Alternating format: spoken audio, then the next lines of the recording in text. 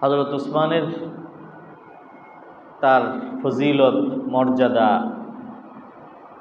এবং নবীজির মুখে তার সুসংবাদ, তার ইসলাম গ্রহণ থেকে আরম্ভ করে হিজরত এবং ইসলামের বিভিন্ন অভিযানে শরীক, অবশেষে খেলাফতের দায়িত্ব পালন এবং খেলাফতকালীন সময়ে তার যে বর্ণাঢ্য শাসন, এটা ইতিপূর্বে আলোচনায় এসেছে।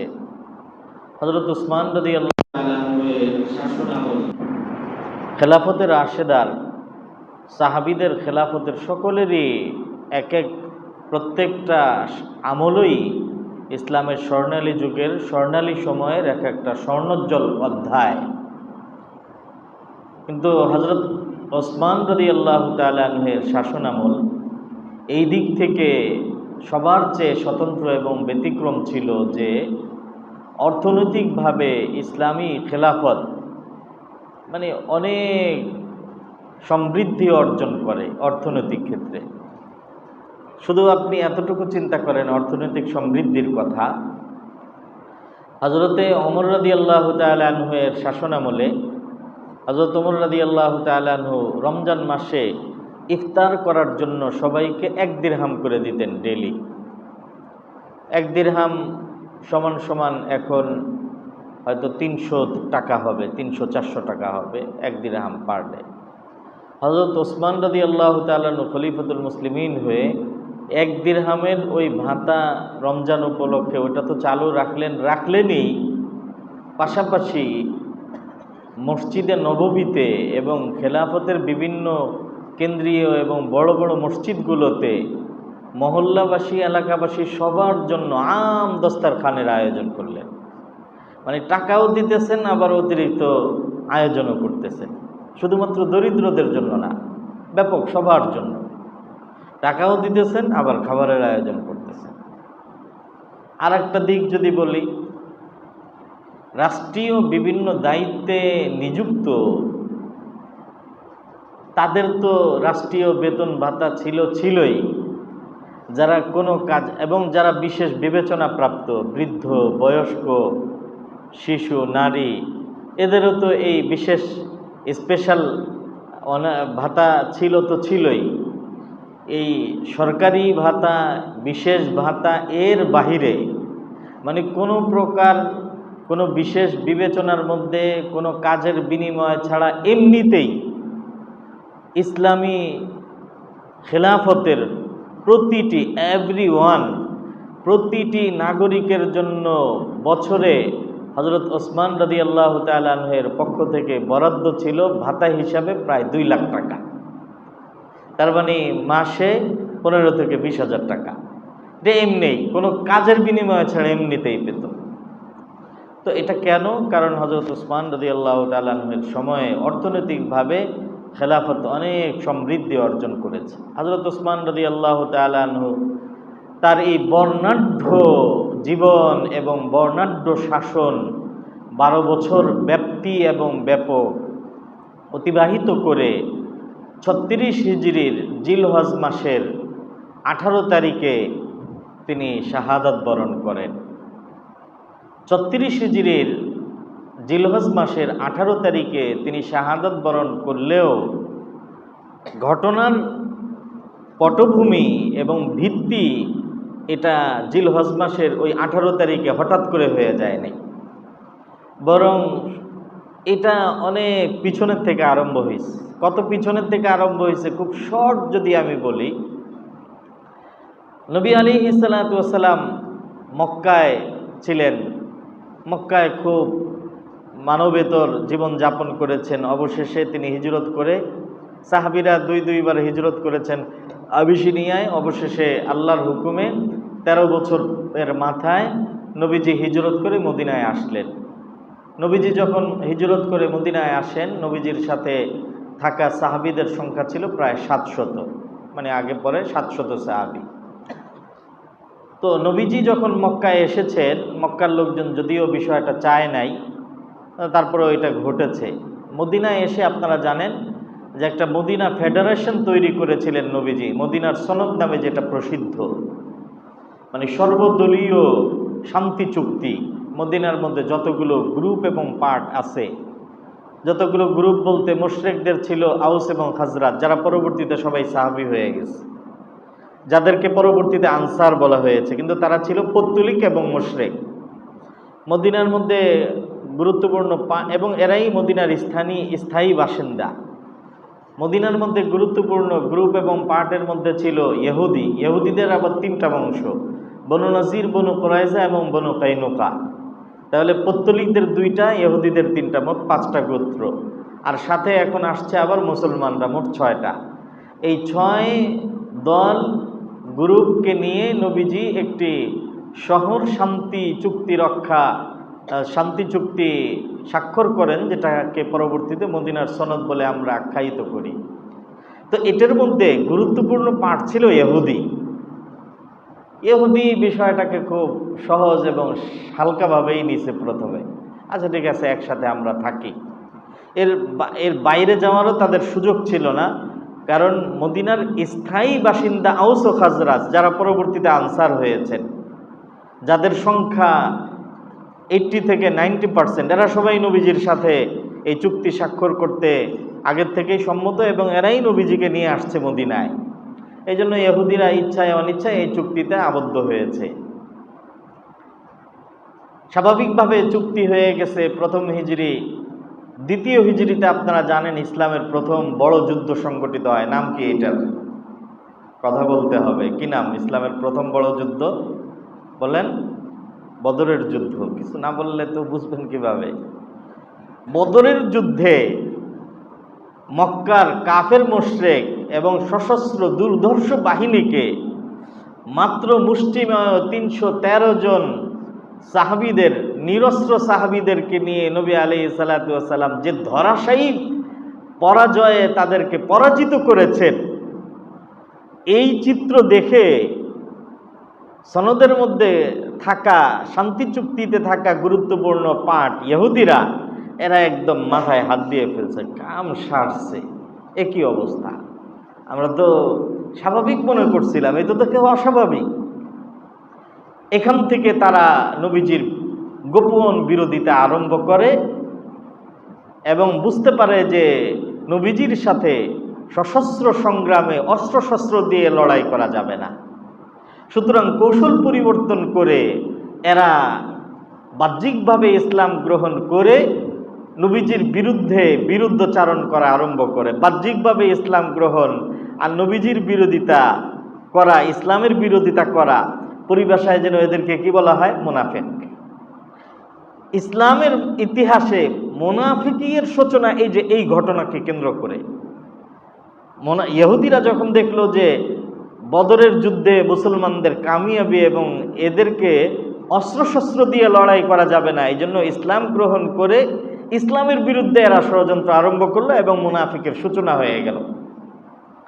এখন ভিতরে ভিতরে শুধু ইসলামের বিরোধিতা। এবং নবী আলাইহিস সালাতু ওয়াস সালাম যতদিন মদিনায় অবশিষ্ট জীবনে জীবিত ছিলেন, ততদিন তিনি গুরুত্বপূর্ণ এবং ভয়ঙ্কর এই ফিতনার মুখোমুখি ছিলেন ইহুদিদের দ্বারা, অর্থাৎ মুনাফিকদের দ্বারা। নবীজির জমানায় এই মুনাফিকদের সর্দারের নাম ছিল আব্দুল্লাহ ইবনে উবাই ইবনে সালুল। নবীজি এর ইন্তেকাল হয়ে গেল 11 হিজরির রবিউল আউয়াল মাসের 12 তারিখে। নবীজির ইন্তেকালের পরে খলিফাতুল মুসলিমিন হলেন হযরত আবু বকর সিদ্দিক রাদিয়াল্লাহু তাআলা আনহু। হযরত আবু বকর সিদ্দিক খলিফাতুল মুসলিমিন হয়ে হযরত আবু বকর সম্পর্কে নবীজি কি বলেছেন? আরহামু উম্মতি বি উম্মতি আবু বকর, আমার উম্মতের মধ্যে সবচেয়ে কোমল হৃদয়ের মানুষ হলো আবু বকর। আবু বকর যখন খলিফাতুল মুসলিমিন, ইহুদিরা বগল বাজানো আরম্ভ করছে, ভালোই হয়েছে, নরম মনের মানুষ। জুমার মিম্বরের মধ্যে বসে শব্দটা খুবই বেমানান হয়, কিন্তু তারপরেও বোঝানোর জন্য বলতেছি, আপনারা কিছু মনে করবেন না, আমাকে মাফ করবেন। বোধাই মানে ইহুদিদের এরকম একটা হিসাব, কিছু মনে করেন না, কিন্তু আমি অবস্থাটা বোঝানোর জন্য বলছি। এরা মনে করে এটা দুর্বল সুর্বল মানুষ, এদের তো কুপকাট করা এটা 2 মিনিটের ব্যাপার। এবং হযরত আবু বকরের জমানায় ফিতনা সৃষ্টি হয়, ওই ফিতনাকে বলা হয় মুরতাদের ফিতনা, ইরতিদাদের ফিতনা। চতুর্দিক থেকে তিন ধরনের গ্রুপ দাঁড়ায় যায় যারা ইসলাম ধর্মের সাথে ধর্মদ্রোহিতা করে। ধর্মদ্রোহিতার ফিতনাকে মুরতাদ বলা হয়। এদের এক গ্রুপ ছিল যারা সরাসরি পূর্বের ধর্মে ফিরে যায়, আর এক গ্রুপ ছিল যারা যাকাত প্রদান করতে অস্বীকার করে, আর এক গ্রুপ ছিল যারা নিজেরা আবার দলবাজি করে নিজেদের একজন নবী বানায় নেয়। তিন গ্রুপ। মুসলিম শরীফের মধ্যে এসেছে, লাম্মা তুফিয়ান নবী সাল্লাল্লাহু আলাইহি ওয়াসাল্লাম ওয়াস্তুখলিফা আবু বকরিন কাফারা মান কাফারা মিনাল আরব। নবীজি ইন্তেকাল করলেন, আবু বকর খলিফা হলেন, আরবের তিনটা গ্রুপ কাফের হয়ে গেল, মুরতাদ হয়ে গেল। তো এদের মধ্যে প্রথম গ্রুপ ছিল যারা যাকাত দিতে অস্বীকার করলো। তো আবু বকর কত মনে করছে দুর্বল। হযরত আবু বকর সিদ্দিক রাদিয়াল্লাহু তাআলা আনহু মসজিদে নববীর মিম্বারের মধ্যে দাঁড়ায় শুক্রবারের দিন খুতবার মধ্যে বললেন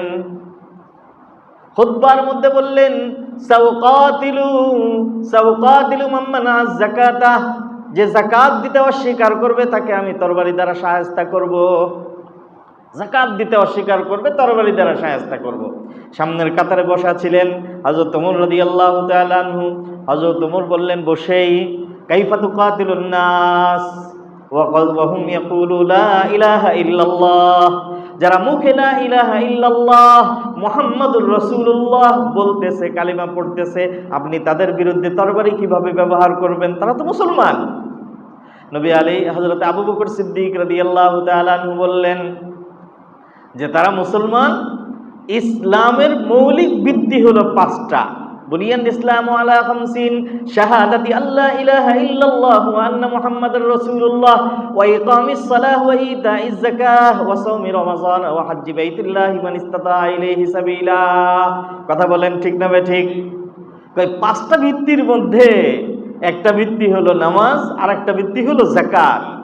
সুতরাং মান ফাররাকা বাইনাস সালাতি ওয়াজ যাকাতি, যে ব্যক্তি যাকাত এবং নামাজের মধ্যে পার্থক্য করবে, নামাজ আদায় করবে কিন্তু যাকাত দিবে না, আমি তার বিরুদ্ধে তরবারি ব্যবহার করব। কারণ নামাজ অস্বীকার করলে যেভাবে কাফের হয়ে যায়, যাকাত অস্বীকার করলেও কাফের হয়ে যায়। শুধু তরবারি ব্যবহার করব তাই নয়। আজ হযরত ওমর রাদিয়াল্লাহু তাআলা বললেন, যদি আপনি এদের বিরুদ্ধে তরবারি উত্তোলন করেন তাহলে লোকজন কি বলবে? বলবে ভাইয়ে ভাইয়ে লড়াই আরম্ভ হয়ে গেছে।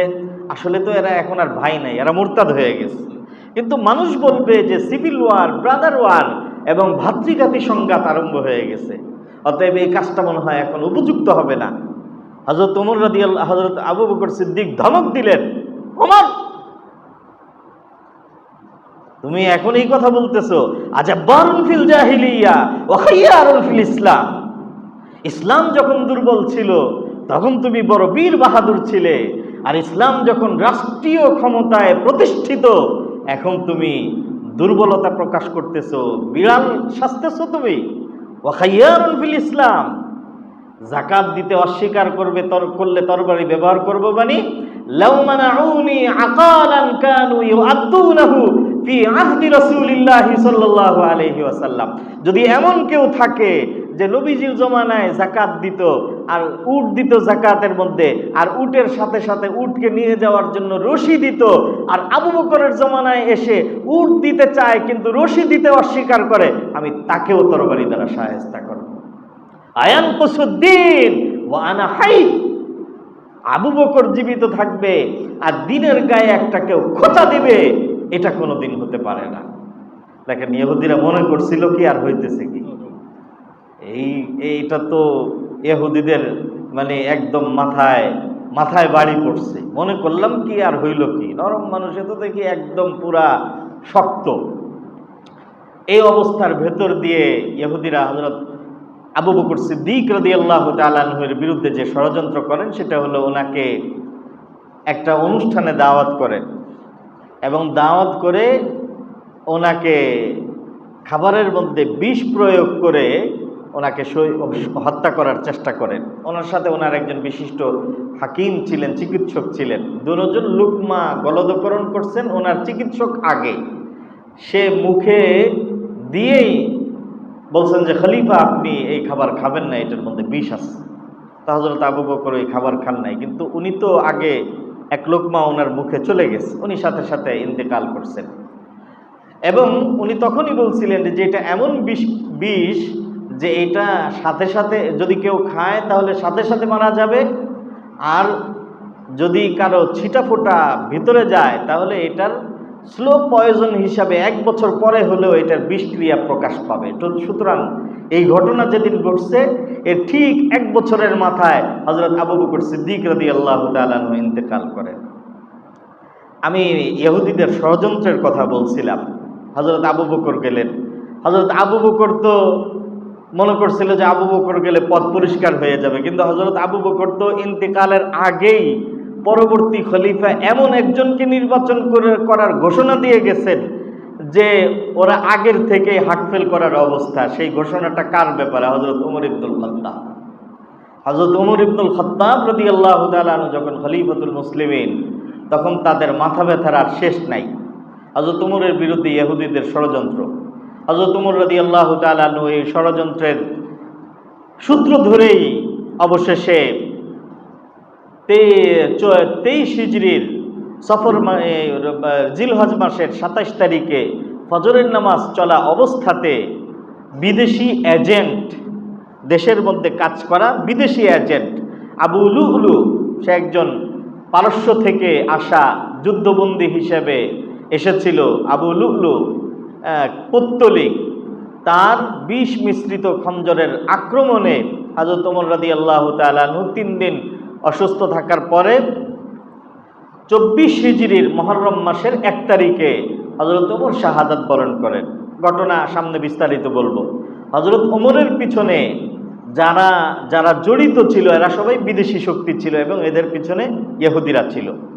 হযরত ওমরের পরে খলিফাতুল মুসলিমিন হলেন হযরত ওমর রাদিয়াল্লাহু তাআলা আনহু। যে ইলেকশন কমিশন গঠন করে গেছেন, সেই ইলেকশন কমিশনের ভিত্তিতে খলিফাতুল মুসলিমিন হলেন হযরতে ওসমান রাদিয়াল্লাহু তাআলা আনহু, যেটা আমাদের আজকের আলোচনার বিষয়। হযরত ওসমান রাদিয়াল্লাহু তাআলা আনহু 24 হিজরিতে খলিফাতুল মুসলিমিন হয়েছেন পহেলা মুহররম মাসের শুরুর দিকে। তিনি খলিফাতুল মুসলিমিন। ইহুদিদের ষড়যন্ত্র তো কোত্থেকে আরম্ভ হয়েছে আমি আগেই বলছি।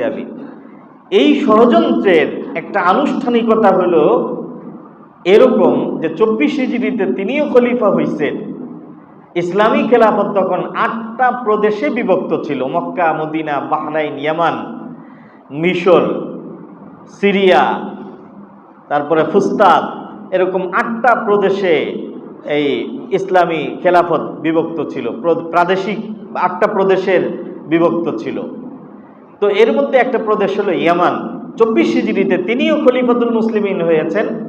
আর ইয়ামানে হঠাৎ করে একটা ঘটনা ঘটলো, ব্যতিক্রমী ঘটনা, যে একটা লোক সব সময়, উদাহরণস্বরূপ, মসজিদের পাশে বসে মদ খায়, গাঞ্জা খায়, মদ পান করে, মদ্যপ অবস্থায় থাকে এবং এমন কোনো হিরো কাজ নাই যা করে না। হঠাৎ করে সে একদম পাগড়ি, জুব্বা ইত্যাদি পরিধান করে নিজেই শুধু পীরের মুরিদ না, বরং নিজেই পীর হয়ে গেছে। এইরকম একটা ঘটনা 24 হিজরিতে ঘটছে। হযরত ওসমান রাদিয়াল্লাহু তাআলা আনহু খলিফাতুল মুসলিমিন হওয়া মাত্রই সেই ঘটনা, এটা তো উদাহরণ বললাম। সেই ঘটনাটা হচ্ছে ইয়ামানে একজন ইহুদি, একদম ইহুদি, হঠাৎ করে সে ইসলামের প্রচণ্ড এবং ঘোর বিরোধী, হঠাৎ করে সে ইসলাম গ্রহণ করার ঘোষণা দিল যে আমি মুসলমান হয়ে গেছি, কালিমা পড়ে ইসলাম গ্রহণ করছি। ওই ইহুদির নাম ছিল আব্দুল্লাহ ইবনে সাবা। আর এদের চক্রান্তকেই পরবর্তীতে বলা হয় সাবাই চক্রান্ত, সাবাই চক্র। ওই সময়ে ওই জমানায় নিয়ম ছিল, কেউ যদি ইসলাম, নবীজির জমানায় নিয়ম ছিল, কেউ ইসলাম গ্রহণ করলে নবীজির হাতে এসে ইসলাম গ্রহণ করত, অথবা নিজ এলাকায় বড় কোনো সাহাবীর হাতে ইসলাম গ্রহণ করলেও সে এসে নবীজির হাতে, নবীজির সোহবতে, সান্নিধ্যে কিছুদিন সময় কাটায় দিন শিখত। নবীজির পরে নিয়ম হয়ে গেছিল যে কেউ ইসলাম গ্রহণ করলে কোনো বরেণ্য সাহাবীর হাতে ইসলাম গ্রহণ করত এবং কোনো বরেণ্য সাহাবীর সান্নিধ্যে কিছুদিন থেকে দিন চর্চা করত, দিন শিখত, এবং এটাই স্বাভাবিক নিয়ম। কিন্তু আব্দুল্লাহ ইবনে সাবা ইসলাম গ্রহণ করছে ঠিকই, কিন্তু না তো কোনোদিন কোনো সাহাবীর কাছে গেছে, না কোনো সাহাবীর সান্নিধ্য গ্রহণ করছে, না কোনো সাহাবীর থেকে দিন চর্চা করেছে। বরং সে মুসলমান হওয়ার দাবি করার সাথে সাথেই সে ব্যক্তিগত এমনি খুব লম্বা পাগড়ি, জুব্বা আর ব্যক্তিগত আমল, ইবাদত, জিকির, আজকার, মানে জিকির করতে করতে একদম মুখে ফেনা তুলে ফেলে। তো স্বাভাবিকভাবে এই ধরনের ইবাদত বন্দেগীকারীদের প্রতি সমাজের সাধারণ মানুষদের একটা রেসপেক্ট, একটা সম্মান এমনিই তৈরি হয়ে যায় যে এত বড় বুজুর্গ আল্লাহওয়ালা মানুষ মসজিদ থেকে একেবারে বেরই হয় না। কিন্তু এটা হলো নেক্সট সুরতে ধোঁকা হয় অনেক সময়। এবং সে কিছুদিন ইবাদত বন্দেগী করতে করতে তার ইবাদতের একটা ধরন এবং নিজের তার ধর্মচর্চার একটা ধরন হইল এই যে সে নবী পরিবারের প্রতি সে মাত্রাতিরিক্ত ভক্তি ভালোবাসা প্রকাশ করা শুরু করলো, যেটাকে বাংলাতে বলে অতি ভক্তি চোরের লক্ষণ। সে বলল নবীজির প্রতি তার ভক্তির অবস্থা। কয় নবী আলাইহিস সালাতু ওয়াস সালাম হলেন সাইয়্যিদুল আম্বিয়া ওয়াল মুরসালিন, নবীকুল শিরোমণি, সমস্ত নবীদের চেয়ে শ্রেষ্ঠ নবী তিনি। কোনো সন্দেহ আছে? কথা তো ঠিকই। সুতরাং সমস্ত নবীদের মধ্যে যেহেতু শ্রেষ্ঠ নবী তিনি, হযরত ঈসা আলাইহিস সালাতু ওয়াস সালামকে আল্লাহ তাআলা আসমানে তুলে নিয়েছেন। কিয়ামতের পূর্বে আবার তাকে দুনিয়াতে ফেরত পাঠাবেন, তিনি দুনিয়াতে আসবেন। ঈসা আলাইহিস সালাতু ওয়াস সালাম যেহেতু দুনিয়াতে ফিরে আসবেন, এটা ঈসা আলাইহিস সালাতু ওয়াস সালামের একটা বৈশিষ্ট্য। নবী আলাইহিস সালাতু ওয়াস সালাম ঈসার চেয়েও উত্তম নবী। আর ঈসার যদি এটা বৈশিষ্ট্য হয় তাহলে নবীও দুনিয়াতে আবার ফেরত আসবেন। কথা খেয়াল করেন। এবং কোরআন থেকে প্রমাণও পেশ করলো। সূরা কসসের মধ্যে আল্লাহ তাআলা বলেন, ইন্নাল্লাযী ফারাদা আলাইকাল কুরআনা লারাদ্দুকা ইলা মাআদ, নিঃসন্দেহ ওই আল্লাহ যিনি আপনার উপরে কোরআন নাজিল করেছেন তিনি আপনাকে ফেরত পাঠাবেন। কোরআনের তর্জমা করলাম। তার মানে এই আয়াত দ্বারা সে প্রমাণ পেশ করলো যে দেখো কোরআনের মধ্যে আছে যে আল্লাহ তাআলা নবীজিকে বলতেছেন যে আমি আপনাকে ফেরত পাঠাবো আবার। তো এতে করে প্রমাণিত হয় যে নবীজি আবার দুনিয়াতে ফেরত আসবেন। আসলে বাস্তবতা কি? বাস্তবতা হচ্ছে নবী আলাইহিস সালাতু ওয়াস সালাম যখন হিজরত করে মক্কার থেকে মদিনায় যাচ্ছিলেন, আপনারা জানেন যে নবীজি যখন মক্কার থেকে মদিনায় যাচ্ছিলেন তো বারবার এভাবে মক্কার দিকে ফিরে তাকাচ্ছিলেন আর বলতেছেন যে আহ মক্কা তোমার আশ্রয়ে আমি, বাইতুল্লাহ তোমার আশ্রয়ে আমি থাকতে পারলাম না। আমার কওমের লোকজন যদি, কুরাইশরা যদি আমাকে এভাবে তাড়িয়ে না দিত তাহলে আমি কখনোই তোমার আশ্রয় ছেড়ে আমি কখনো অন্য কোথাও যেতাম না। এই আবেগ যখন তিনি প্রকাশ করতেছিলেন তখন আল্লাহ তাআলা সান্ত্বনা দেওয়ার জন্য এই আয়াত নাজিল করছেন, ইন্নাল্লাযী ফারাদা আলাইকাল কুরআনা লারাদ্দুকা ইলা মাআদ, যে আল্লাহ আপনাকে আপনার উপরে কোরআন নাজিল করেছেন ওই আল্লাহ আপনাকে ফেরত পাঠাবেন। তাহলে ওই আল্লাহ আপনাকে ফেরত পাঠাবেন মানে কি? দুনিয়াতে ফেরত পাঠাবেন নাকি মক্কায় ফেরত পাঠাবেন?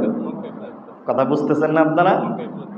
ঘটনা হলো এই। আর সে ওই যে এখন এই সমস্ত মানে সুফি সাধক এবং ভণ্ড পীরদের ভক্ত হয়ে যায় শিক্ষিত মানুষ না, এই অশিক্ষিত, পড়াশোনা না করা, কোরআন হাদিস সম্পর্কে না জানা ইত্যাদি। ওই জমানায়ও যারা ছিল, যাদের জানাশোনা কম ছিল, সরল সহজ মানুষরা, এরা একদম এর ভক্ত হয়ে গেছে। আচ্ছা নবীজি আবার ফিরে আসবেন। বলছিলাম আমি যে তার ধর্মচর্চার গুরুত্বপূর্ণ দিক ছিল নবী এবং নবী পরিবারের প্রতি তার ভক্তি, ভালোবাসা এর প্রকাশ।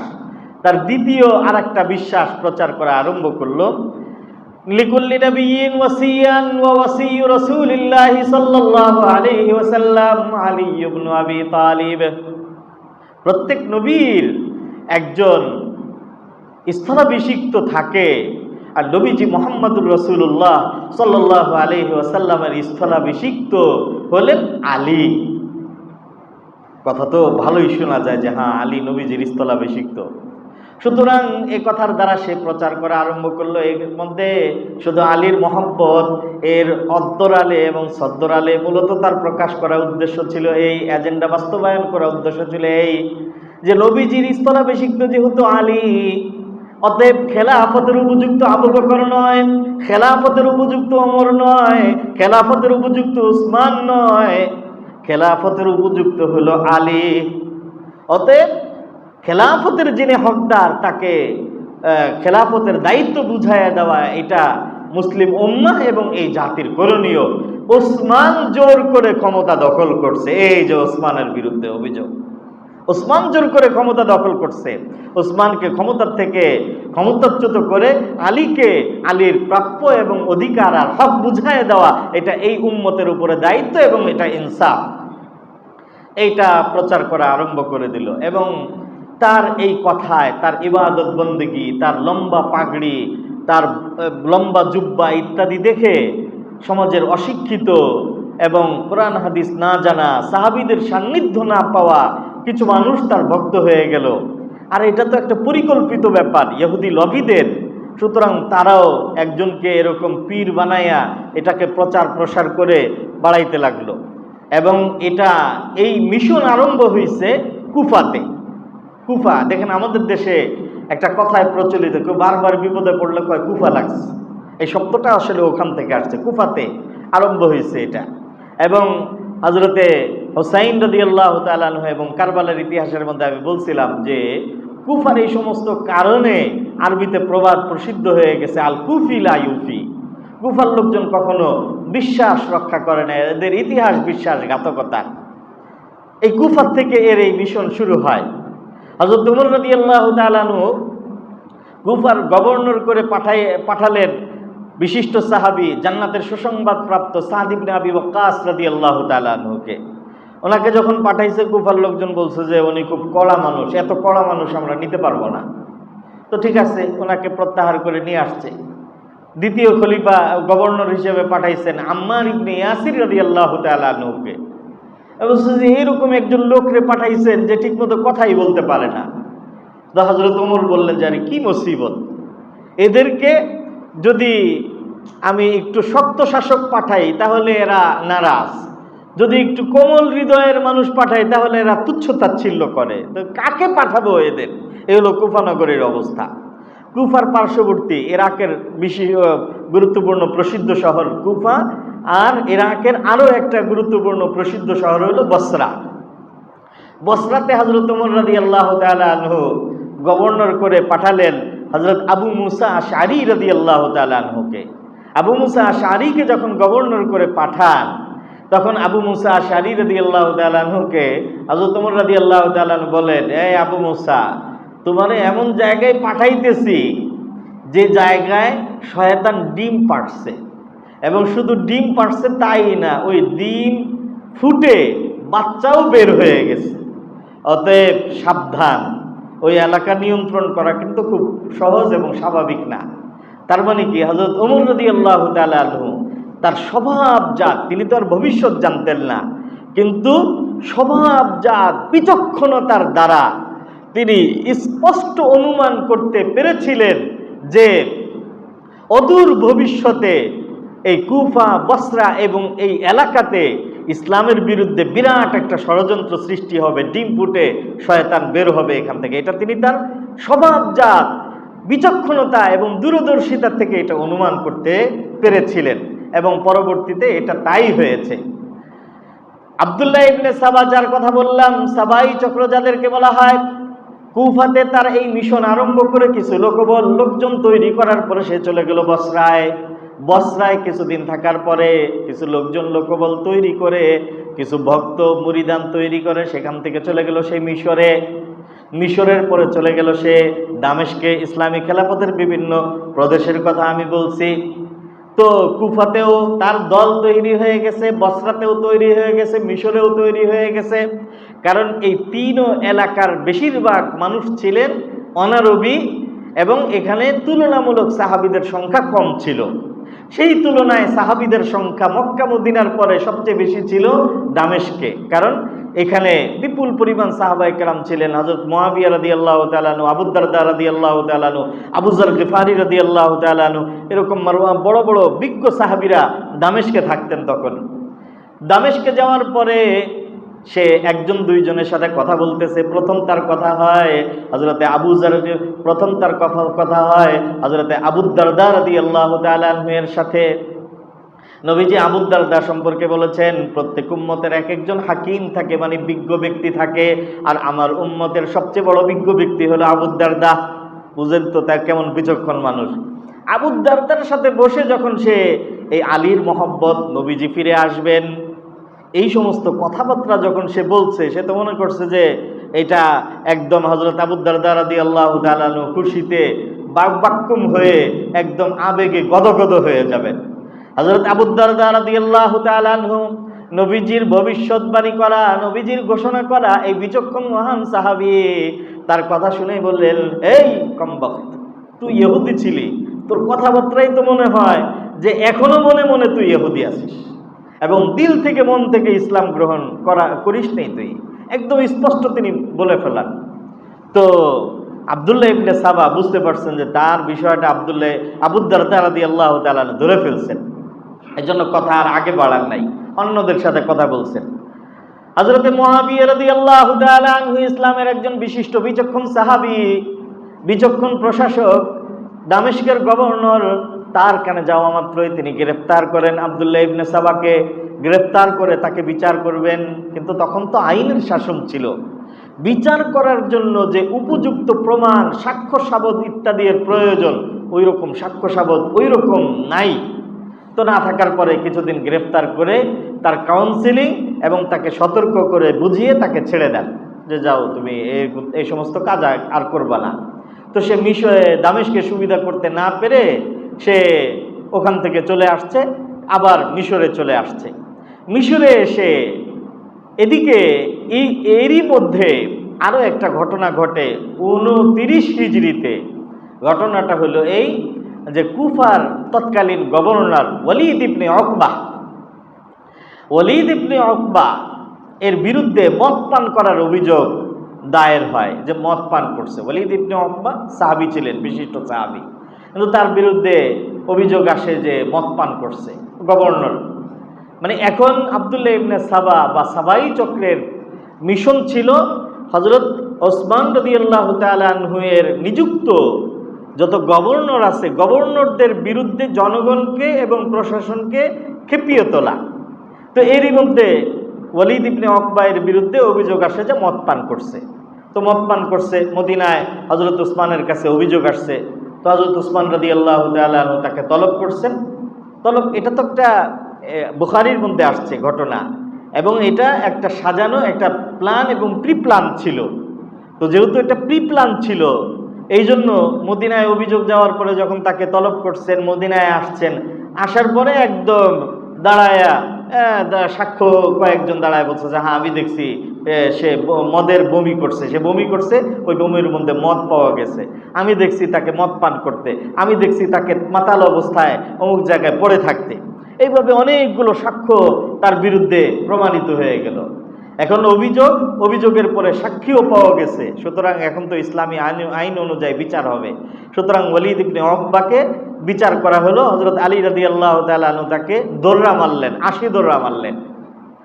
পরবর্তীতে ব্যাখ্যাকাররা এখানে লিখেছেন যে অভিযোগ উঠেছে এবং প্রমাণের ভিত্তিতে তার বিচারও করা হয়েছে, কিন্তু এর অর্থ এই না যে তিনি আসলেই এই অপরাধী ছিলেন। তার কারণ ঘটনা বিশ্লেষণ করে পরে দেখা গেছে যে ওয়ালিদ ইবনে উকবা একজন ন্যায়পরায়ণ শাসক ছিলেন। সাহাবী এটা তো বলার অপেক্ষা রাখে না যে ন্যায়পরায়ণ ছিলেন।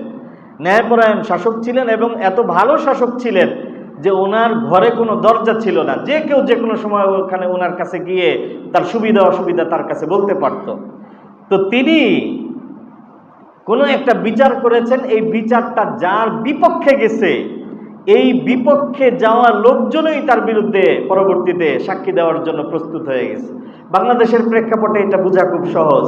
বাংলাদেশে আপনারা জানেন যে বড় বড় বিচার হয়েছে এমন যে যখন বিচার চলে, যখন বিচার হয়ে যায়, সম্পন্ন হয়ে যায়, ফাঁসি হয়ে যায়, বাংলাদেশের 16 কোটি 18 কোটি মানুষের সবাই জানতো যে এটা প্রহসন। কথা বলেন, এটা প্রহসন, এটা বানানো বিচার, এটার কোনো ভিত্তি নাই, কিন্তু তারপরেও বিচার তো হয়ে গেছে। তো বিচার হয়ে যাওয়ার অর্থ এই না যে তিনি অপরাধী, সে অপরাধী। তো ওয়ালিদ ইবনে উকবা এর ব্যাপারটাও এরকমই ছিল। তো হযরত ওসমান রাদিয়াল্লাহু তাআলা আনহু তো বিচার করছেন, তো বিচার করার আগ পর্যন্ত ওনার বিরুদ্ধে খুব প্রপাগান্ডা চালাইছেন। তো প্রপাগান্ডা, এরপরে বিচার করার পরবর্তী প্রপাগান্ডা হইল যে ওসমান বিচার করতে চান নাই নিজের আপনজন হওয়ার কারণে, চাচাতো ভাই হওয়ার কারণে। পরবর্তীতে চাপে পড়ে বিচার করলেও তাকে তিনি পদচ্যুত করে তার দায়িত্ব থেকে তাকে অপসারণ করেন নাই। তো এই কথা আসার পরে হযরত ওসমান রাদিয়াল্লাহু তাআলা আনহু তাকে দায়িত্ব থেকেও অপসারণ করেন। পরবর্তী গভর্নর নিযুক্ত করেন সাঈদ ইবনুল আসকে। সম্মানিত উপস্থিতি, আমি সাবাই চক্রের কথা বলতেছিলাম যে এরা প্রথম পদক্ষেপ গ্রহণ করে যে বিভিন্ন প্রদেশের গভর্নরদের বিরুদ্ধে তারা জনগণকে খেপিয়ে তোলে, এবং সেটার ধরন ছিল এই যে তারা চিঠি চালাচালি করে। যে যেমন মিশরের লোকজন মদিনাতে, দামেস্কে, কুফাতে, বসরাতে বিভিন্ন জায়গায় চিঠি লিখতেছে যে আমরা তো এইখানে আমাদের গভর্নর আব্দুল্লাহ ইবনে সাদ ইবনে আবি সারাহ এর দ্বারা আমরা জুলুমের শিকার, আমরা কিছু পড়তেছি না, আপনারা আমাদেরকে সাহায্য করেন। মিশরবাসীর কাছে আবার চিঠি আসতেছে কুফার থেকে, কুফাবাসীর কাছে চিঠি আসতেছে বসরার থেকে। সুতরাং পুরা সাম্রাজ্যে, খেলাফতের বিভিন্ন অঞ্চলের সবাই মনে করতেছে যে আমরা ভালো আছি আর অমুক জায়গার মানুষজন জুলুমের শিকার হয়ে আছে। সুতরাং তাদেরকে এই জুলুম থেকে উদ্ধার করার জন্য তাদের খলিফার পরিবর্তন করতে হবে, আর এটার জন্য দাবি দাবা নিয়ে মদিনায় যেতে হবে, এবং মদিনায় গিয়ে যদি সম্মত না হয় তাহলে খলিফার বিরুদ্ধে আন্দোলন করতে হবে। তো এই ঘটনাগুলো যখন চলতেছে, গভর্নররা বিষয়গুলো নোট করে হযরত ওসমান রাদিয়াল্লাহু তাআলা আনহুর কাছে বললেন যে একটা চক্রান্ত শুরু হয়েছে, আপনি আমাদেরকে অনুমতি দেন, আমরা এদেরকে গ্রেফতার করে এই চক্রটাকে শাস্তি দেই। হযরত ওসমান রাদিয়াল্লাহু তাআলা আনহু বললেন যে না, তাদের যেহেতু কিছু অভিযোগ আছে, কিছু অভিযোগ গভর্নরদের বিরুদ্ধে, কিছু অভিযোগ আমার বিরুদ্ধে, তো অতএব তোমরা শাস্তি দেওয়ার পরিবর্তে এদের সবাইকে মদিনায় পাঠিয়ে দাও, আমি সরাসরি এদের সাথে কথা বলি। তো এদেরকে প্রত্যেকটা প্রদেশ থেকে, শহরের থেকে গভর্নররা খুঁজে খুঁজে বেছে বেছে এই দলটাকে মদিনায় পাঠিয়ে দিলেন যে তোমাদের যত দাবি দেওয়া এবং অভিযোগ আছে তোমরা মদিনায় গিয়ে খলিফার সাথে কথা বলো।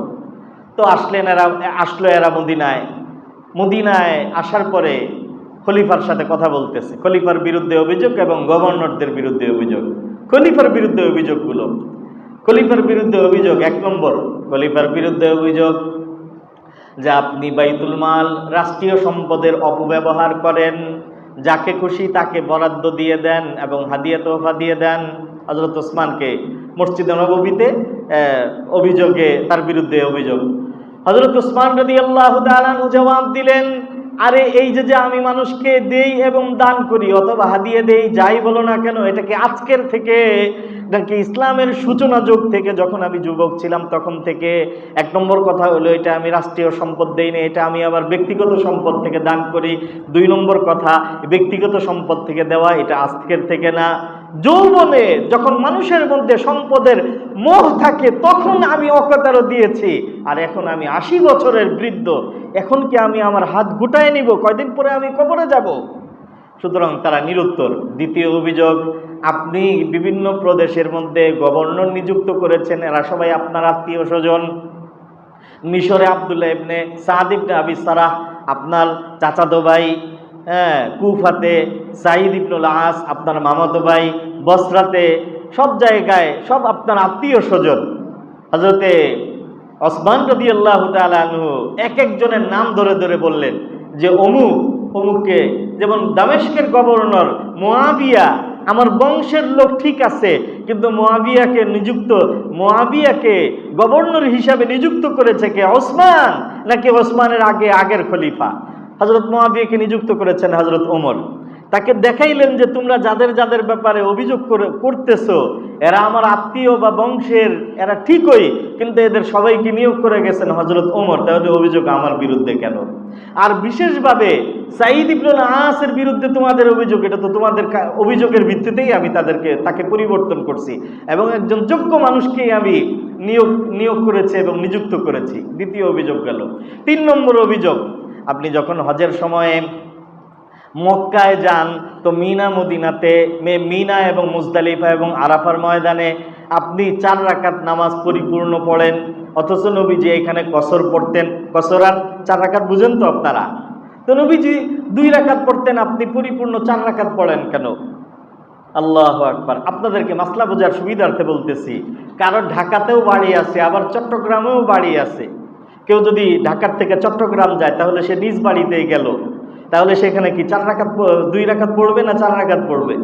4 রাকাত। হযরত উসমান বললেন যে আরে মিনাতে আমি বাড়ি করছি, সেখানে আমার পরিবার থাকে, স্ত্রী থাকে, ছেলে মেয়ে থাকে, তোমাদের জানা নেই? অতএব মিনাতে যদি যাই আমার তো সফর থাকে না, আমার তো সেটা নিজের বাড়িতে হয়ে যায়, এই জন্য আমি সেখানে কসর পড়তে পারি না, আমি 4 রাকাত পরিপূর্ণ পড়ি।